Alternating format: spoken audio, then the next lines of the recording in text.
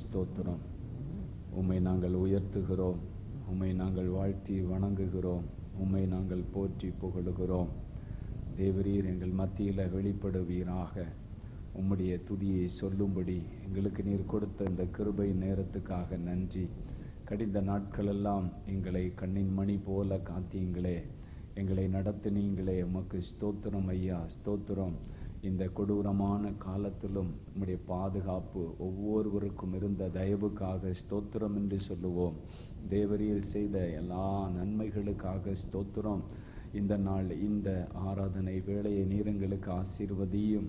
உம்முடைய மகிமையை நாங்கள் உணர உதவி செய்யும் அப்பா, ஸ்தோத்திரம்.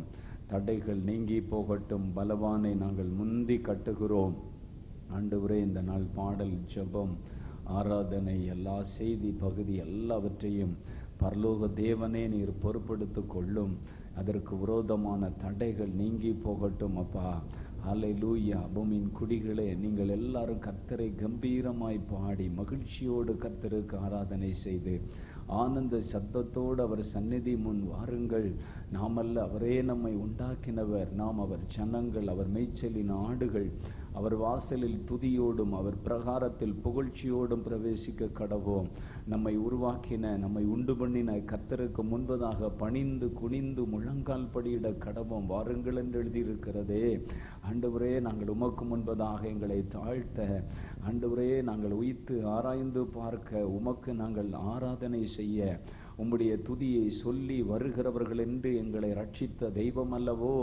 உம்முடைய துதியை, உம்மை புகழ, உம்மை பாட, உம்மை மகிமைப்படுத்த நீங்கள் எங்களுக்கு கொடுத்திருக்கிற இந்த கிருபையின் நேரம் ஆசீர்வாதமாக மாறட்டும்பா.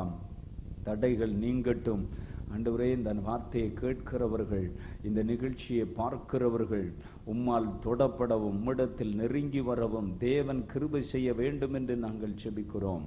இயேசு கிறிஸ்துவின் நாமத்தில் ஜெபிக்கிறோம் நல்ல பிதாவே, ஆமென், ஆமென். நாம் ஒரு பாடலை பாடுவோம். என் ஜனமே மனம் திரும்பு, இயேசுவிடம் ஓடிவா. என் ஜனமே மனம் திரும்பு, இயேசுவிடம் ஓடிவா. இறுதி காலம் வந்தாச்சி, இன்னமும் தாமதம் ஏன். இறுதி காலம் வந்தாச்சி, இன்னமும் தாமதம் ஏன். உன்னை நினைத்து சிலுவையிலே தாகம் தாகம் என்றார். உன்னை ரட்சிக்க, பாவம் மன்னிக்க தன்னையே பலியாக்கினார். உன்னை ரட்சிக்க, பாவம் மன்னிக்க தன்னையே பலியாக்கினார். என் ஜனமே மனம் திரும்பு, இயேசுவிடம் ஓடிவா. என் ஜனமே மனம் திரும்பு, இயேசுவிடம் ஓடிவா. இறுதி காலம் வந்தாச்சி, இன்னமும் தாமதம் ஏன். தூய இரத்தம் உனக்காக, தீய உன் வாழ்வு மாற. தூய இரத்தம் உனக்காக, தீய உன் வாழ்வு மாற. காயங்கள் உனக்காக, உன் நோயெல்லாம் தீர. காயங்கள் உனக்காக, உன் நோயெல்லாம் தீர. என் ஜனமே மனம் திரும்பு, இயேசுவிடம் ஓடிவா. இறுதி காலம் வந்தாச்சி, இன்னமும் தாமதம் ஏன்? உனக்காக பரலோகத்தில் உறைவிடம் கட்டுகிறார். உனக்காக பரலோகத்தில் உறைவிடம் கட்டுகிறார். உன்னை தேடி வருகின்றார். இன்று நீ ஆயத்தமா? உன்னை தேடி வருகின்றார். இன்று நீ ஆயத்தமா?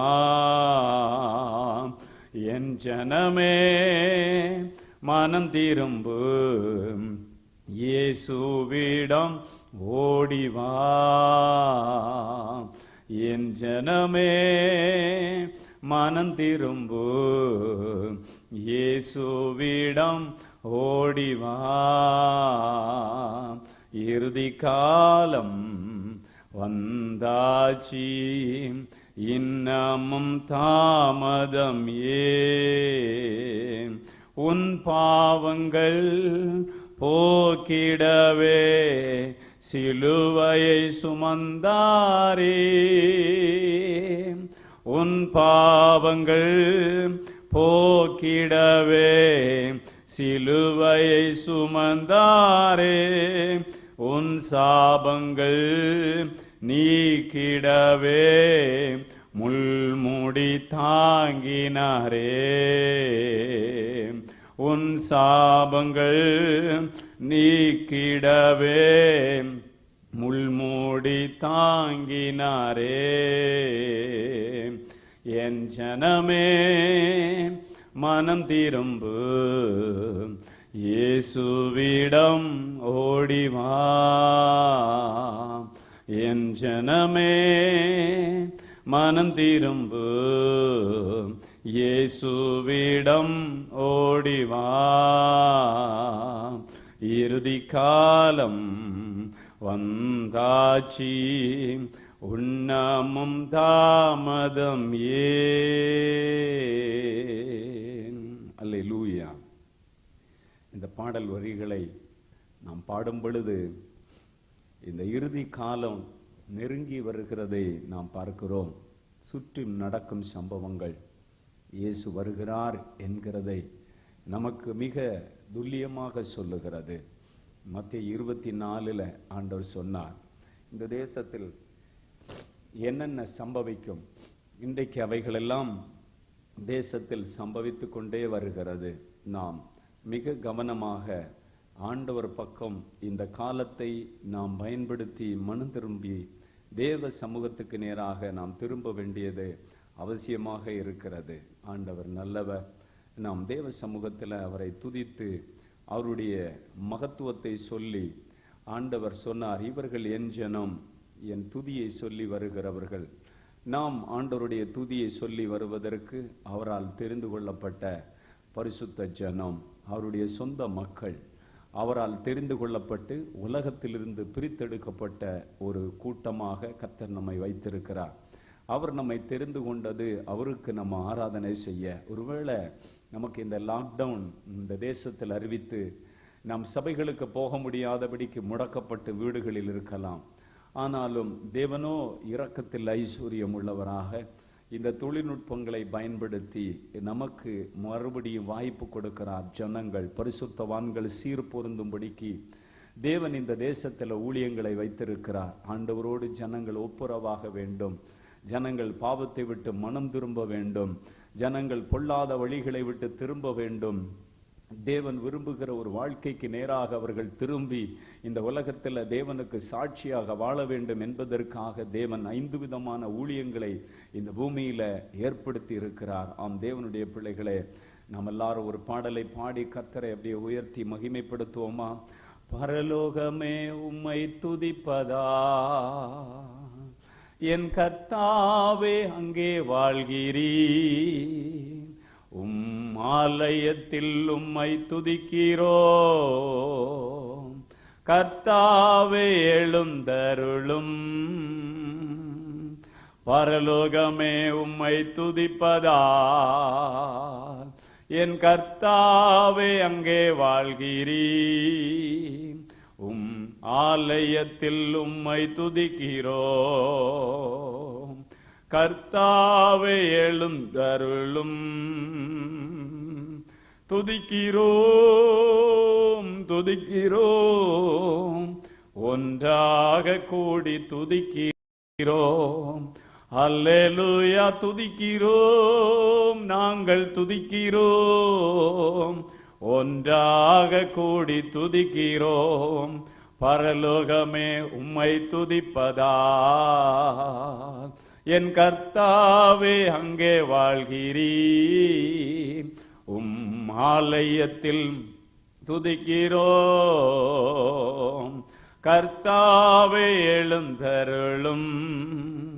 உந்தன் நாமம் உயர்த்தும் இடத்தில் அங்கே வாசம் செய்வேன். உந்தன் நாமம் உயர்த்தும் இடத்தில் அங்கே வாசம் செய்வேன். துதிக்கிறோம் துதிக்கிறோம், ஒன்றாக கூடி துதிக்கிறோம். அல்லேலூயா துதிக்கிறோம் துதிக்கிறோம், ஒன்றாக கூடி துதிக்கிறோம். பரலோகமே உம்மை துதிப்பதால் என் கர்த்தாவே அங்கே வாழ்கிறீர். ஆலயத்தில் உம்மை துதிக்கிறோம். கர்த்தாவே எழுந்தருளும். உம்மை போல் ஒரு தெய்வம் இல்லை, சர்வ வல்லவரே. உம்மை போல் ஒரு தெய்வம் இல்லை, சர்வ வல்லவரே. துதிக்கிறோம் துதிக்கிறோம், ஒன்றாக கூடி துதிக்கிறோம். அல்லேலூயா துதிக்கிறோம் துதிக்கிறோம், ஒன்றாக கூடி துதிக்கிறோம். பரலோகமே உம்மை துதிப்பதால் என் கர்த்தாவே அங்கே வாழ்கிறீர். ஆலயத்தில் உம்மை துதிக்கிறோம். கர்த்தாவே எழுந்தருளும். துதியும் கனமும் மகிமை எல்லாம் உமக்கே செலுத்துகிறோம். துதியும் கனமும் மகிமை எல்லாம் உமக்கே செலுத்துகிறோம். துதிக்கிறோம் துதிக்கிறோம், ஒன்றாக கூடி துதிக்கிறோம். அல்லேலூயா துதிக்கிறோம் துதிக்கிறோம், ஒன்றாக கூடி துதிக்கிறோம். பரலோகமே உம்மை துதிப்பதால் என் கர்த்தாவே அங்கே வாழ்கிறீர். ஆலயத்தில் உம்மை துதிக்கிறோம். கர்த்தாவே எழுந்தருளும். எல்லாரும் ஆண்டவரை உள்ளத்தின் ஆழத்தில் நின்று நம்மை நாமே தாழ்த்தி தேவ சமூகத்தில் அவரை உயர்த்தி, தேவரீர் எங்களுக்கு கடந்த வாரம் முழுமையிலும் காத்து இந்த புதிய நாளை கொடுத்ததற்காக நன்றி. ஆண்டவருக்கு ஸ்தோத்திரம். ஒமிக்ரான் என்ற கொடிய கொள்ளை நோய் தேசத்தில் பரவி கொண்டு வருகிற காலத்திலும் எங்கள் ஜீவன், எங்கள் உயிர் உமது பார்வையில் அருமையாக தேவரீர் கருதின தயவுக்காக ஸ்தோத்திரம் என்று சொல்லுவோம். நாங்கள் போய் வந்த பிரயாணத்திலெல்லாம் நீங்கள் கொடுத்த பாதுகாப்புக்காக தேவாதி தேவனுக்கு நம்ம ஸ்தோத்திரம் என்று சொல்லுவோம். நம்முடைய தேவைகளை எல்லாம் அவர் சந்தித்தாரே, நமக்கு உண்ணும் உணவு கொடுத்தாரே, உடுக்கும் வஸ்திரம் கொடுத்தாரே, தங்குவதற்கு வீடு கொடுத்தாரே.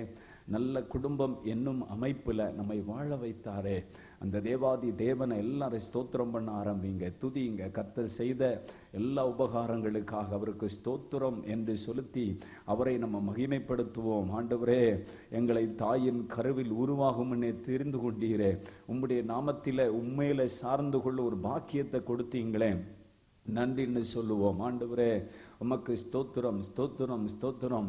ஆண்டவர், பிழைப்புக்காக உங்கள் குடும்பத்துக்கு தந்திருக்கிற கூலி வேலையாகட்டும், வியாபாரங்களாகட்டும், உங்களுக்கு ஆண்டவர் கொடுத்திருக்கிற வாகனமோ எதுவானாலும் அதன் மூலம் உங்கள் குடும்பம் ஆசீர்வாதமாக வாழும்படி தேவன் அன்றாடும் தேவைகளை சந்தித்து வருகிறாரே, அதற்காக தேவனுக்கு ஸ்தோத்திரம் என்று சொல்லுங்க. படிக்கிற பிள்ளைங்க கர்த்தர் கிருபையாக ஆன்லைன் வகுப்பானாலும் ஸ்கூல்ல போய் படித்தாலும் ஏதோ ஒரு விதத்தில் கர்த்தர் கல்வியை தந்து கொண்டிருக்கிறாரே, அவருக்கு நன்றின்னு சொல்லுங்க. நன்றி, நன்றி இயேசுவே, மை துதிக்கிறோம்.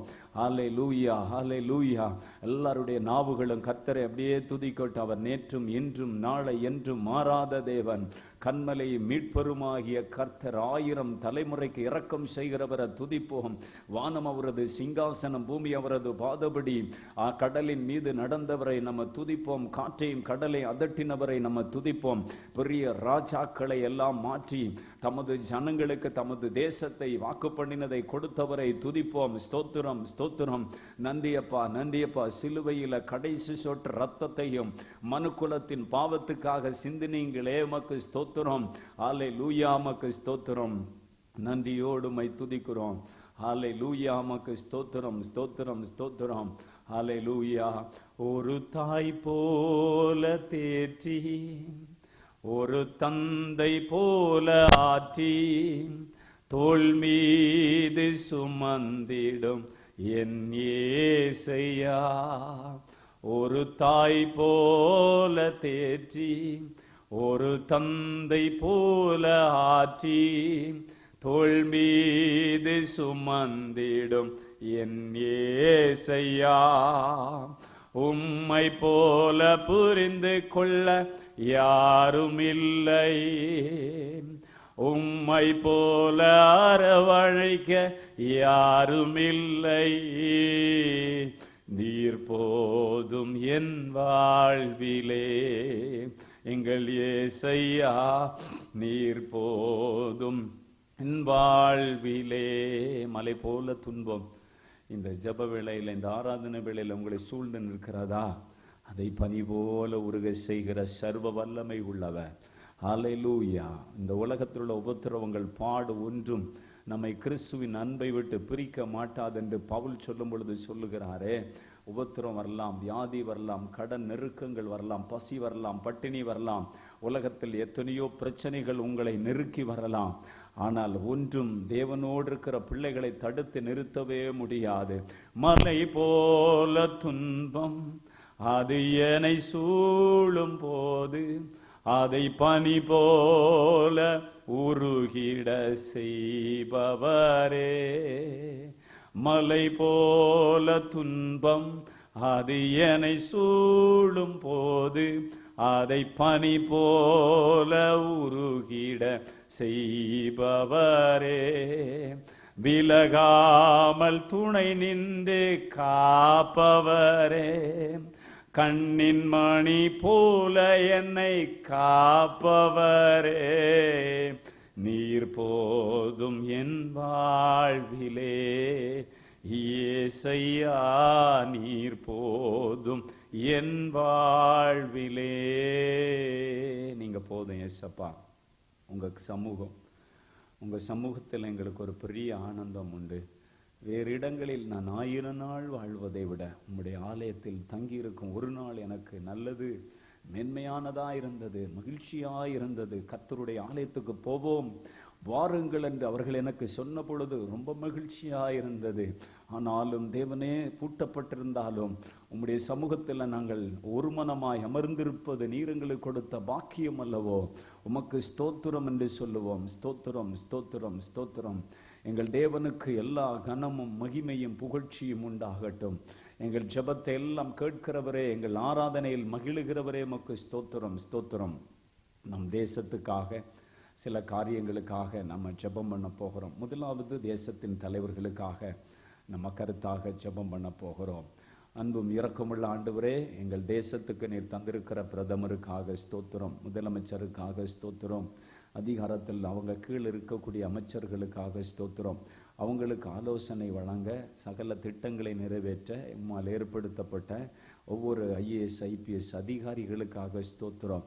தேவனே, இந்த தேசத்தின் எதிர்காலத்தின் நலனை கொண்டு ஆண்டவரே வரும் தலைமுறைகள் ஆசீர்வதிக்கப்படுவதற்கு நல்ல திட்டங்களை எங்கள் முதலமைச்சர் மூலம் ஒவ்வொரு துறையை சார்ந்த அமைச்சர்கள் மூலம் நீங்கள் நிறைவேற்றணும்னு நம்ம ஜெபம் பண்ணுவோம். அவர்கள் ஆண்டவரே அப்பா இருதயம் தேவன் பயன்படுத்தும் ஒரு நீர்க்காலாய் தேவன் விரும்புகிறதற்கு நேராக அவர்களுடைய இருதயம் திருப்பப்படும்படி இந்த உலகத்தில் உள்ள பிசாசுகளோ அந்தகார சக்திகளோ தீயவனுடைய எந்த கிரியைகளோ தேச தலைவர்களுடைய இருதயத்தை ஆண்டவரே ஜனங்களுக்கு விரோதமாக அது ஏவி விடாதபடிக்கு தாவீது அன்று ஜனங்களை தொகையிட்ட வேளையில் தேசத்தில் கொடூரமான ஆண்டவரே காரியங்கள் நடந்தது போல இந்த தேசத்தில் தேவ கோபம் வருவதற்கு ஏதுவாக எங்கள் நாட்டின் தலைவர்களை உலகத்தில் உள்ள எந்த கிரியைகளும் அவர்களை நெருங்காதபடி தேவன் அவருடைய பிரயாணத்தை பாதுகாக்கவும் தீவிரவாதிகளுடைய கைகளுக்கு அவர்கள் விலக்கி பாதுகாக்கப்படவும் நாங்கள் சமாதானமான ஜீவனம் பண்ண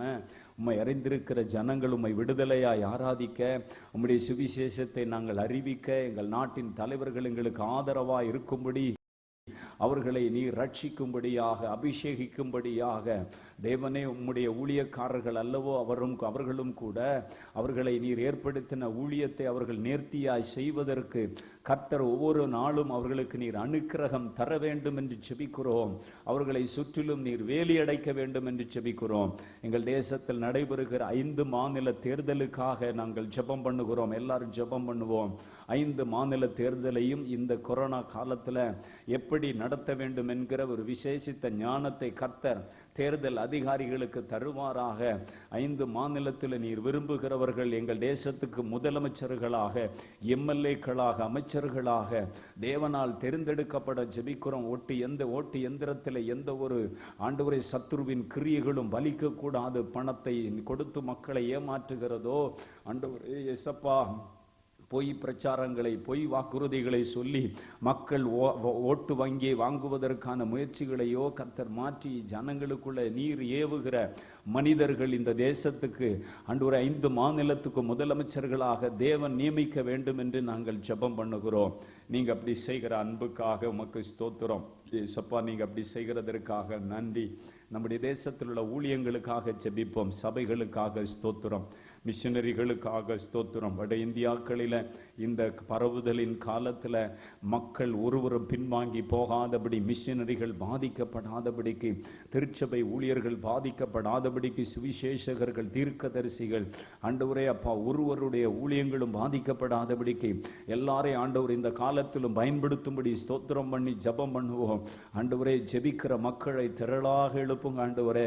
ஊழியங்களுக்காக தாங்குகிறவர்களை திரளாக எழுப்புங்க ஆண்டவரே. ஒருவரையும் சத்துரு தொடாதபடி எங்கள் ஆண்டவருடைய செக்கினாம மகிமை எல்லா ஊழியங்களையும் ஆசீர்வதித்து பெருக பண்ணும்படி ஜெபிக்கிறோம்.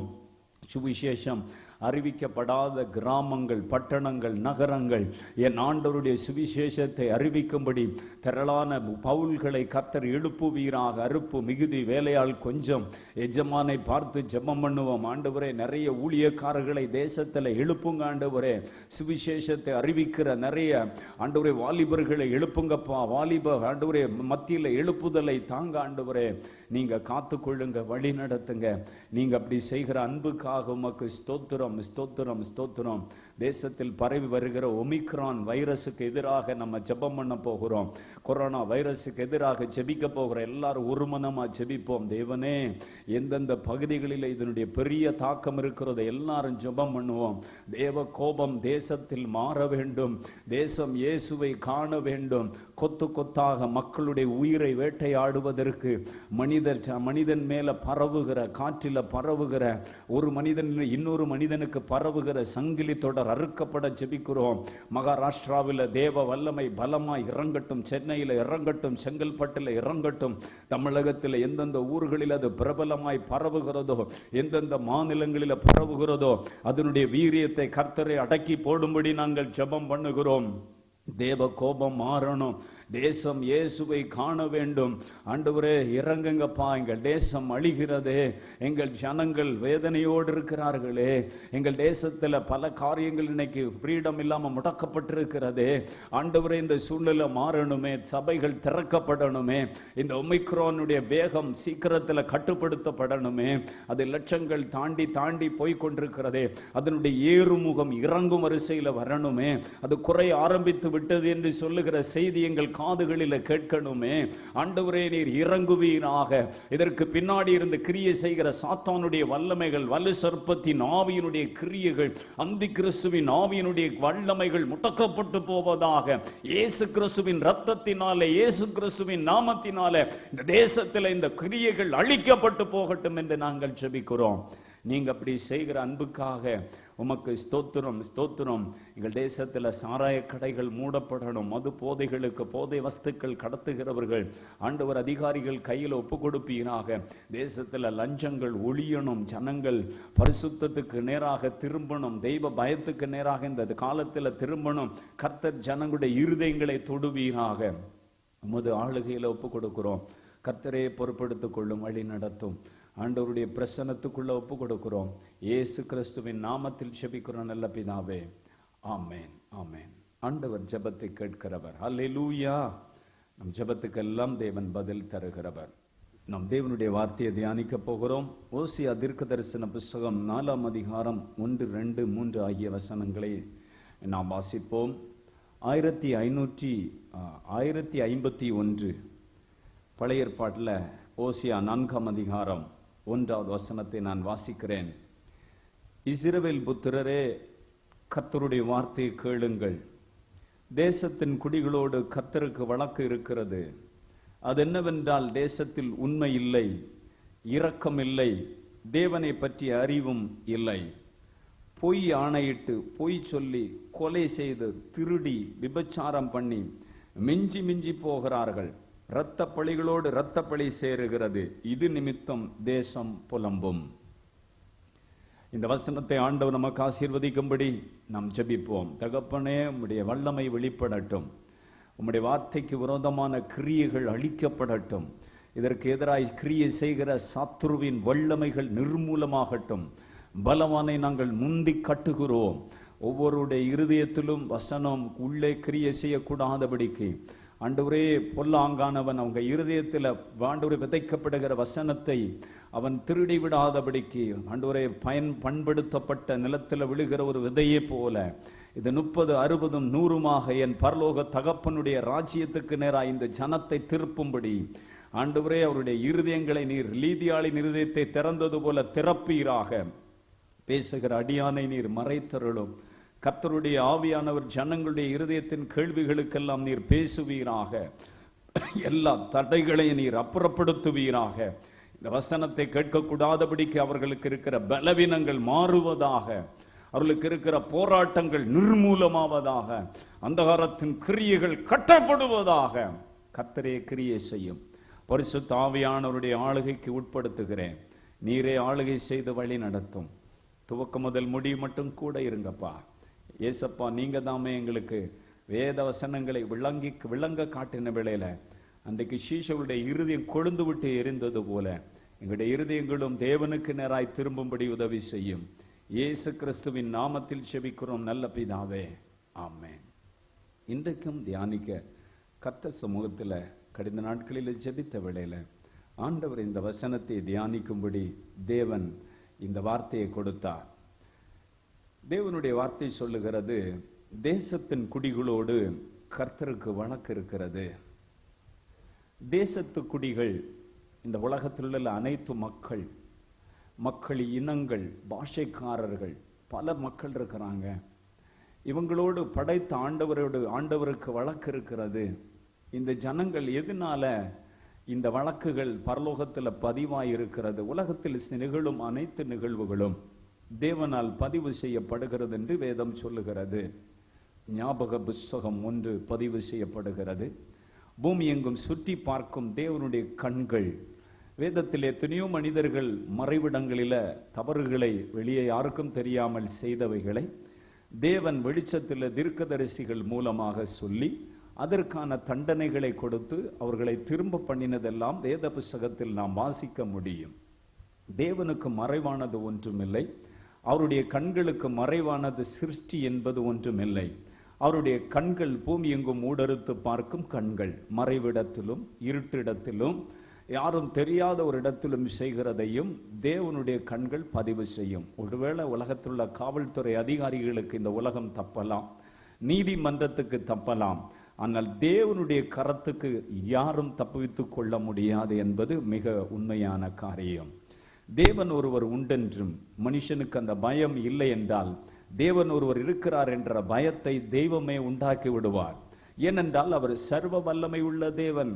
மனுஷர்கள் நாங்க தான் எல்லாம் செய்வோம் அப்படின்னு சொல்ற ஒரு நினைவுக்கு வரும் பொழுது, தேவன் ஒருவர் இருக்கிறார் என்றதை மனிதனுக்கு கர்த்தர் நினைவுபடுத்துவார். இந்த கொடிய காலம், கொரோனாவின் ஒரு உச்சகட்டங்கள் பரவுகிற காலம், தேசத்தில் எப்போ என்ன வேணாலும் நடக்கலாம் என்று சொல்லுகிற ஒரு காரியம் நடக்கிற காலம். இந்த உலகம் தோன்றி எத்தனை ஆண்டுகள் தான் இருக்கும்? ஒரு 6000 ஆண்டுகள். வேத பழைய ஏற்பாட்டு காலத்தில் 4000, புதிய ஏற்பாட்டு காலத்தில் ஒரு 2000.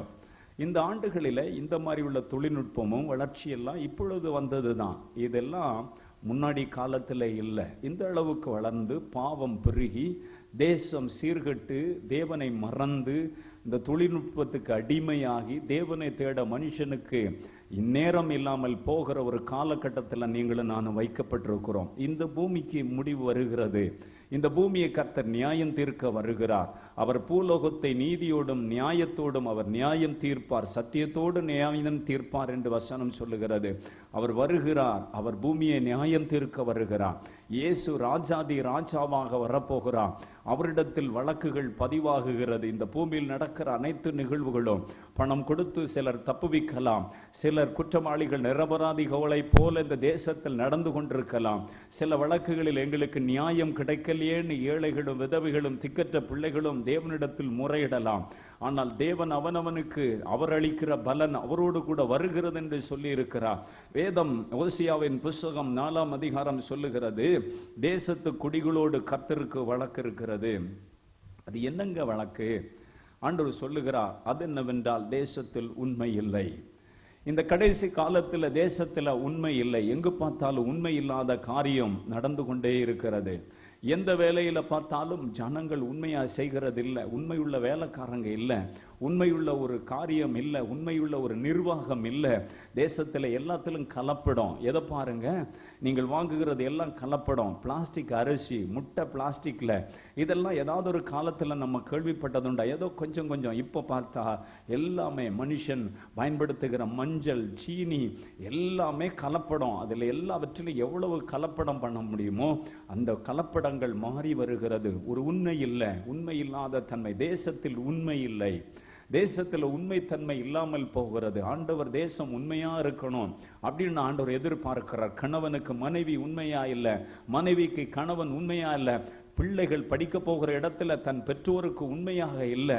தேசத்துல பயங்கரங்களை நம்ம செய்தித்தாளில் ஒவ்வொரு நாளும் வாசிக்கிறோம். எத்தனை நிகழ்வுகள், உண்மை இல்லாத தன்மைகள். ஆண்டவர் சொல்லுகிறார், தேசத்தில் முதலாவது கர்த்தர் சொல்லுகிறார், உண்மை இல்லை. நாம் ரட்சிக்கப்பட்டிருக்கிறோம், ஆண்டவருக்கு உண்மையா இருக்கிறோமா? வருடத்தில் முதல் நாளில நம்ம தீர்மானங்கள் எடுக்கிறோம், பைபிளை வாசிக்கணும், ஜெபிக்கணும், ஆலயத்துக்கு ஒழுங்கா போகணும். நம்ம உண்மையாக இருக்கிறோம். ஆண்டவர் சொல்லுகிறார், தேசத்தில் உண்மை இல்லை. தேசத்துல உண்மை இல்லாத காரியம் நிறைய நம்ம அடுக்கி கொண்டே போக முடியும். எல்லா இடங்களிலும் உண்மை இல்லாம கரப்டடான ஒரு உலகத்துல நீங்களும் நானும் வாழ்ந்துட்டு இருக்கிறோம். உண்மை இல்லாத படிக்கு தேசம் மாறி எல்லாமே தேவனுக்கு பிரிய இல்லாததை செய்து கொண்டிருக்கிறது. தேசத்துல ஆண்டவர் சொல்லுகிறார், வழக்கு இருக்கிறது. அது என்னன்னா, தேசத்து குடிகள் உண்மை இல்லாத ஒரு தன்மையை குறித்து வேதம் சொல்லுகிறது.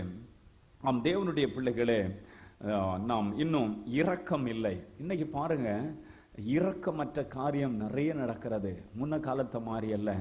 ஒரு மனிதனுடைய கழுத்தை வெட்டுவது, பழிக்கு பழி செய்கிற சம்பவங்கள் ஒவ்வொரு நியூஸ்ல பாருங்க. இரக்கமற்ற தன்மைகள். சின்ன குழந்தைகள் கெடுத்து தெருக்களில் வீசப்படுகிறார்கள்.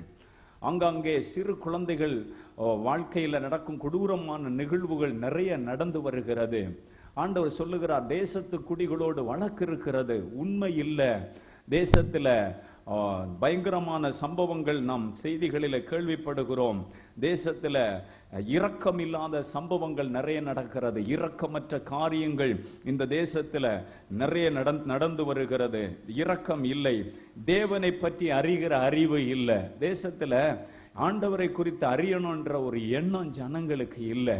தேவனை குறித்து அறியணுன்ற ஒரு விருப்பம் ஜனங்களுக்கு இல்லை. ஆலயத்துக்கு வர வேண்டும் என்ற நாட்டம் ஜனங்களுக்கு இல்லை. தெய்வம்னா யாருன்னு அவரை குறித்து அறியணும், அவருக்கு பிரியமா வாழணுன்ற ஒரு எண்ணம் இல்லாமல் போகிற ஒரு காலகட்டத்தில் நம்ம வாழ்ந்து கொண்டிருக்கிறோம். தேவனை பற்றி அறிகிற அறிவு இல்லை. என் ஜனங்கள் அறிவில்லாமையினால் சங்காரமாகிறார்கள் என்று ஆண்டவர் சொல்லுகிறார். இன்னைக்கு ஆண்டவர் அறிகிற அறிவுக்கு நேராக திரும்ப வேண்டும் என்ற விருப்பம் இல்லாதபடிக்கு ஜனங்கள் தேவனால் சிருஷ்டிக்கப்பட்டவைகளை சேவித்து மனிதர்களை தெய்வமாக வணங்கி தேவனுக்கு மிகுதியான கோபத்தை உண்டாக்கி சிருஷ்டிகரான தேவனுக்கு தங்கள் முக்கியத்துவம் கொடுக்காமல் போகிறதை பார்க்க முடிகிறது. தேவனை அறிகிற அறிவு தேசத்தில் குறைந்து வருகிறது. இன்றைக்கு வாலிபர் கூட்டம் எல்லாம் இந்த உலகத்தில் இருக்கிற வலைதளத்துக்கு பின்னாடி குடும்பஸ்தர்கள் பலரும் இந்த டெக்னாலஜிகளுக்கு அடிமையாகி உலகத்தில் மதுபானங்களுக்கு பின்னாடி, இந்த உலகத்தில் இருக்கக்கூடிய சினிமா துறையினருக்கு பின்னாடி, இந்த தேசத்தில் இருக்கக்கூடிய தேவனுக்கு பிரியலாத பல இயக்கங்களுக்கு பின்னாடி, பல மனிதர்களுக்கு பின்னாடி, பல காரியங்களுக்கு பின்னாடி போகிறார்களே தவிர தேவனை அறிகிற அறிவை அடைய வேண்டும் என்ற ஒரு வாஞ்சையும் விருப்பமும் முன்ன காலத்தில் இருந்தது போல இந்த காலத்தில் இல்லை. ஜனங்களுக்குள்ள எப்படியாவது பணத்தை சம்பாதிக்கணும், யாரை கொள்ளையடித்தாவது, யாரை ஏமாத்தியாவது, யாருக்கு விரோதமாக எதை செய்தாவது நான் வாழ வேண்டும் என்று கடைசி கால மனுஷனை குறித்து ஆண்டு சொல்லுகிறார் இல்லையா? மனுஷர் தர்பிரியராயும் வீம்புக்காரராயும் சுபாவ அன்பில்லாதவர்களாயும் இணங்காதவர்களாயும் தாய் தகப்பனுக்கு கீழ்ப்படியாதவர்களாயும், ஆமென், இன்னும் பல காரியங்களை குறித்து வேதம் சொல்லுகிறது. நல்லோரை பகைக்கிறவர்களாயும் தேவனை குறித்த விசுவாசத்துக்குள்ள நல்ல வந்துட்டு அதை சீக்கிரத்தில் மறுதளிக்கிறவர்களாக, இப்படியெல்லாம் இந்த ஜனங்களை நம்ம பார்த்து வருகிறோம். ஆண்டவர் சொல்லுகிறார், தேசத்தில் இரக்கம் இல்லை, தேவனை பற்றி அறிகிற அறிவு இல்லை. ஆண்டவரை குறித்து நான் அறிந்து கொள்ள வேண்டும், வேத வசனத்தை வாசித்து அதன்படி வாழ வேண்டும், ஆலயத்துக்கு நான் ஒழுங்கா போகணும், இப்படிப்பட்ட விருப்பங்கள் எல்லாம் இன்னைக்கு மனிதர்களுக்கிடையே குறைந்து வருகிறது. இன்னும் ஆண்டவர் சொல்லுகிறார், பொய் ஆணையிட்டு பொய் சொல்லி அவங்க வாழுகிறாங்க. இன்னைக்கு பொய் ஆணைகளை இடுகிறார்கள், பொய் சொல்லுகிறார்கள், நிறைய பொய்களை எவ்வளவு வேணாலும். வேதம் சொல்லுகிறது, பிசாசானவன் பொய்யனும் பொய்க்கு பிதாவுமானவன், அவன் சொந்தத்தில் பொய்யை எடுத்து சொல்லுகிறான். இன்றைக்கு தேவனுடைய பிள்ளைகள் அநேகர் தேசத்து குடிகளை போல பொய் சொல்லி வாழுகிறதை பார்க்க முடிகிறது. கொலை செய்து திருடி, இன்னைக்கு தேசத்தில் கொலைகள் சர்வசாதாரணமாக நடக்கிறது, திருட்டுகள் சர்வசாதாரணமாக நடக்கிறது. ஒரு சினிமாவில் ஒரு படம் ஆக்கி விட்டால் அதை பார்க்கிறவர்கள் அதை போல திருடுறான், அதை போல செய்கிறான், அதே போலவே வாழ விரும்புகிறான். இதெல்லாம் நிறைய நடந்து வருகிறது. சொல்லுவாங்க, இந்த சினிமாவின் அடிப்படையில் இந்த கொலை நடந்தது, இதன் அடிப்படையில் இந்த திருட்டு நடந்தது. இந்த மாதிரி தேசத்துல நிறைய கொலைகளும் திருட்டு சம்பவங்களும் இன்றைக்கு பெருகி வருகிறது. விபச்சாரம் பண்ணி இன்றைக்கு தேசத்தில் விபச்சாரம் பெருகி வருகிறது. முக்கிய பட்டணங்கள், முக்கிய பகுதிகள், பத்திரிகை நியூஸ்களில் எல்லாம் நம்ம வாசிக்கிறோம் எந்த அளவுக்கு விபச்சாரம் தேசத்தில் பெருகி வருகிறது. இது எல்லாம் தேசத்தில் தேவனுடைய கோபத்தை கொண்டு வரும். மனிதனை தேவன் செம்மையானவனாகத்தான் படைத்தார். அவர்களோ அநேக உபாய தந்திரங்களை தங்களுக்கென்று தேடிக்கொண்டார்கள் என்று வேத வசனம் சொல்லுகிறது.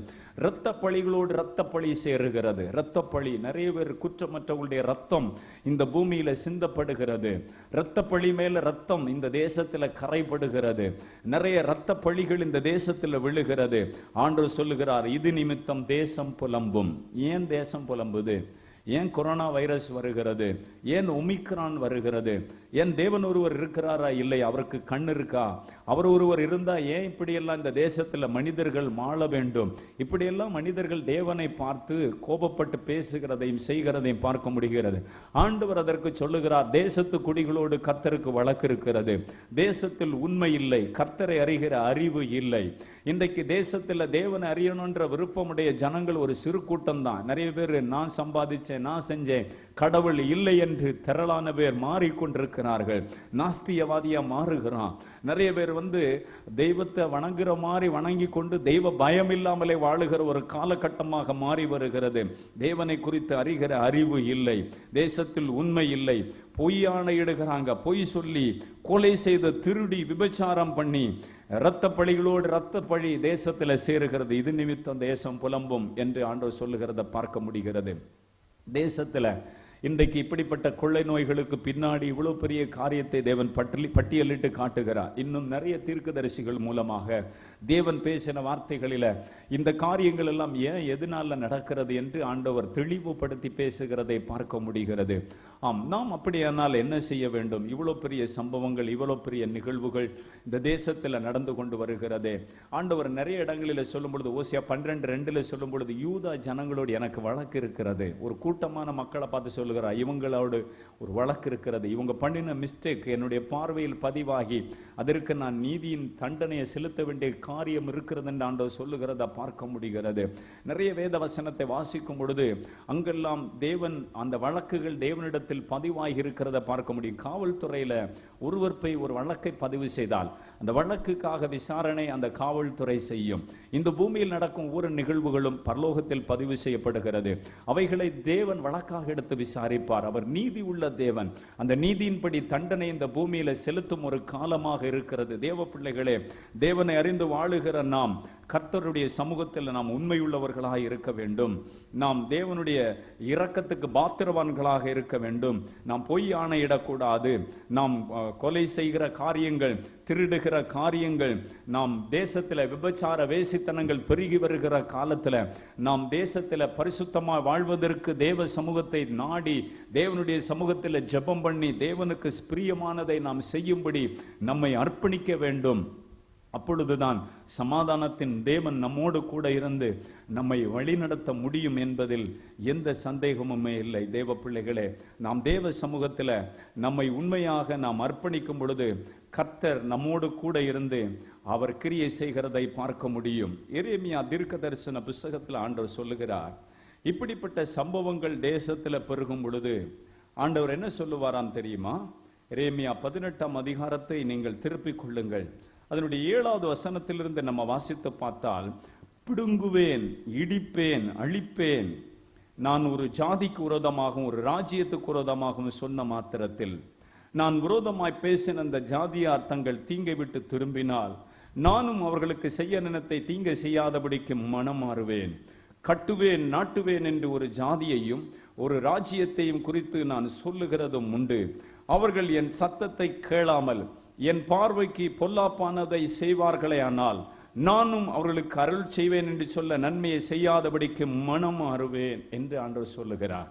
ஆண்டவர் இப்படி தேசத்து குடிகளின் வழக்குகள் தேவ சமூகத்தில் பதிவாகும் பொழுது தேசத்தை புலம்பும்படியான காரியத்தை செய்வார். அப்பொழுது ஆண்டவர் இந்திய தேசத்தை பார்த்து சொல்லுவார், நம்முடைய சென்னை பட்டணத்தை பார்த்து சொல்லுவார், நம்முடைய மாவட்டத்தின் ஒரு குறிப்பிட்ட பகுதியை பார்த்து சொல்லுவார், உலகம் முழுமையும் பார்த்து சொல்லுவார், இந்த தேசத்தை நான் இனிமேல் வைக்க மாட்டேன், அழித்து நிக்கிரகம் பண்ணுவேன்.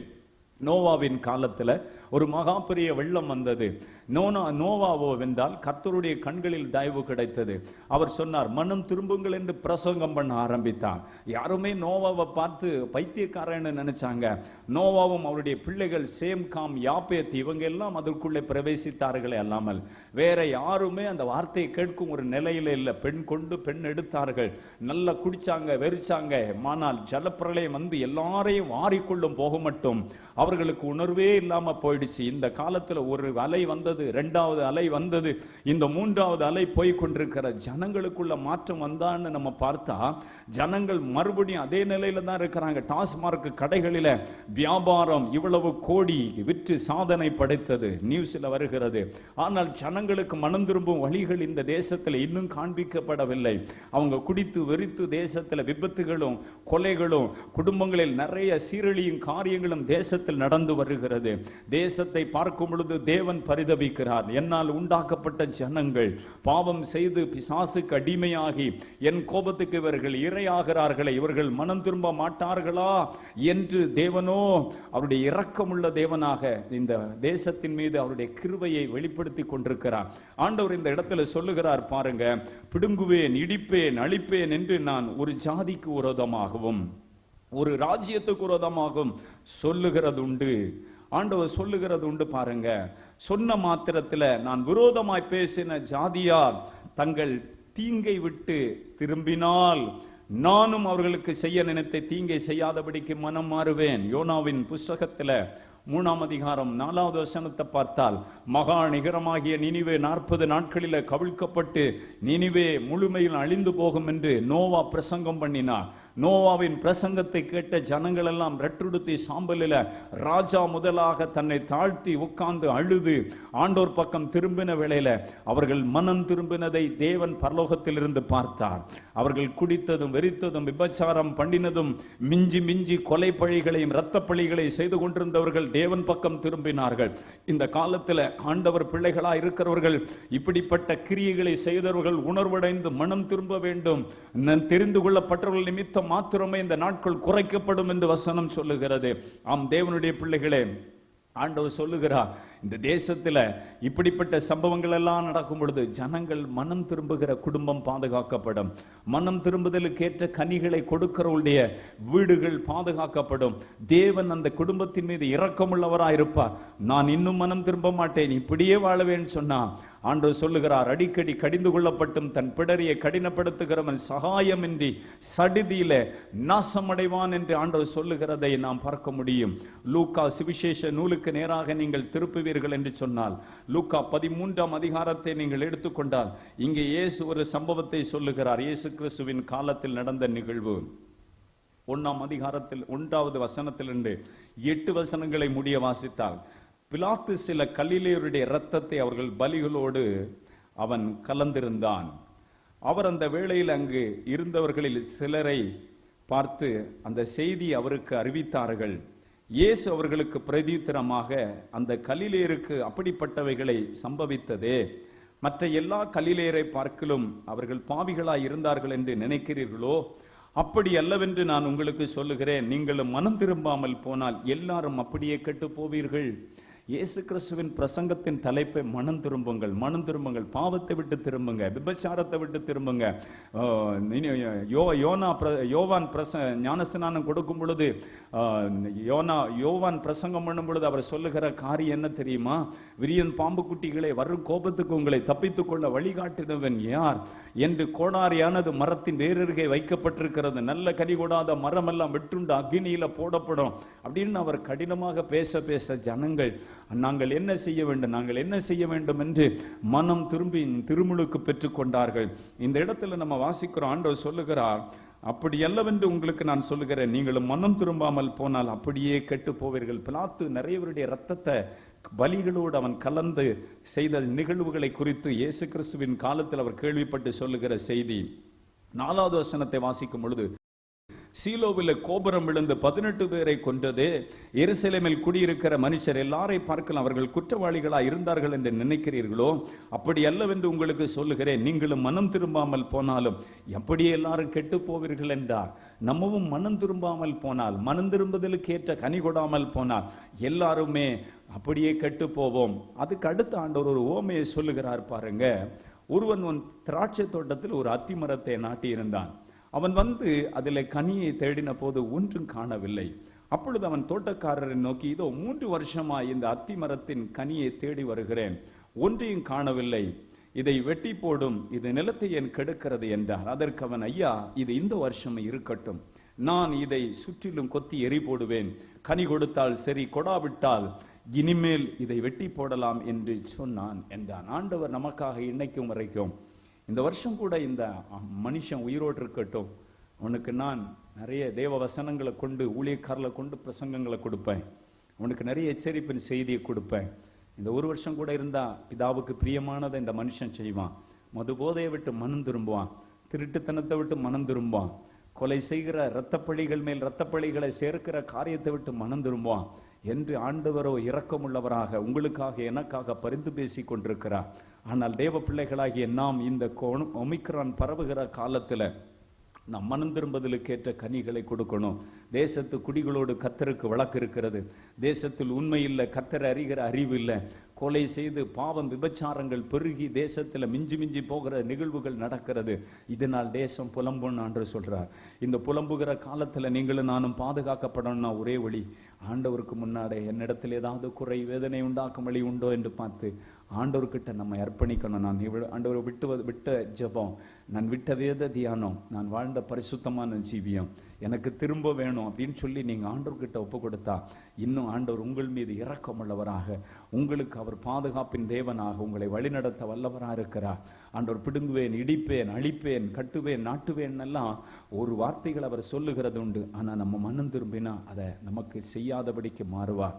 நாம் மனம் திரும்பின நாம் மறுபடியும் மனம் திரும்பாம தீய வழிக்கு போனா அவர் வாக்கு பண்ணின நன்மையை கூட செய்யாதபடிக்கு அவர் மாறுவேன்னு சொல்லி இருக்கிறார். இந்த நேரத்தில் நம்ம ஆண்டவர் சமூகத்தில் ஒப்பு கொடுப்போமா? தேவ சமூகத்தில் நோக்கி கெஞ்சி ஜெபம் பண்ணுவோமா? எல்லாரும் ஆண்டவரை நோக்கி கூப்பிடுவோம். தகப்பனே, இந்த வார்த்தைகளை கேட்ட ஒவ்வொரு மக்கள் மேலும் உடைய வல்லமை இறங்கி வருவதாக.